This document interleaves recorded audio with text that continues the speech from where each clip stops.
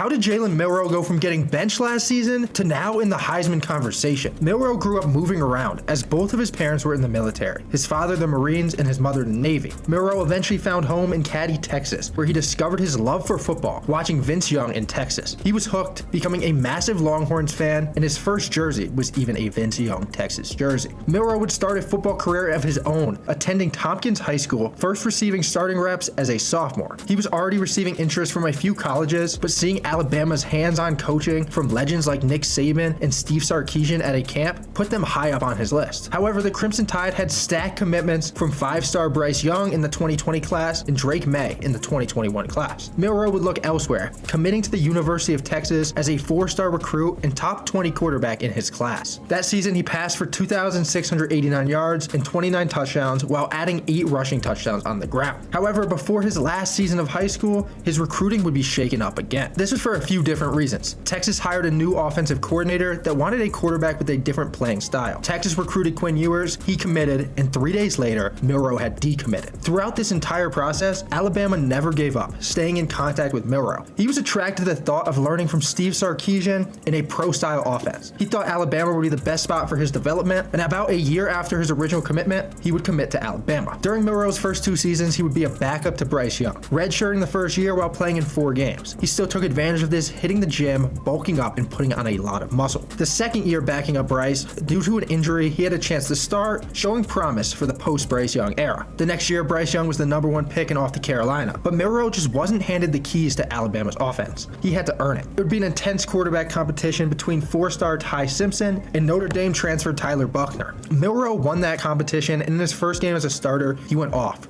3 passing touchdowns and 2 rushing. However, this was against Middle Tennessee, and even though it seemed Alabama had found their guy, the real test would come in Game 2 versus Texas. The school he originally planned on playing for, and whose coach was one of the reasons he committed to Alabama, Steve Sarkisian. Well, during this game, Milroe came up short and made plenty of costly mistakes. 2 interceptions and was completely overwhelmed by Texas's defense. The next game versus South Florida, Milroe wouldn't play. He was on the bench as Saban gave the other 2 quarterbacks a chance to play, 1 each half, and they definitely weren't the answer either. Throughout this, Milroe stayed being a leader to his team and didn't get down, and after the game, he was announced as the starter for the rest of the year. Alabama and Milroe got better and better as the season went on. An impressive last-second win in the Iron Bowl, taking down the reigning champs Georgia in the SEC Championship and falling 1 place short of reaching the national championship. After that season, Nick Saban retired, and there would be a lot of change at Alabama, but Milroe embraced that change. He decided to stay. He decided to embrace his new coach, Kalen DeBoer, and take on the challenge of the post-Nick Saban era head on. So far, Alabama's been a top team in the country, and Milroe has looked like one of the best quarterbacks.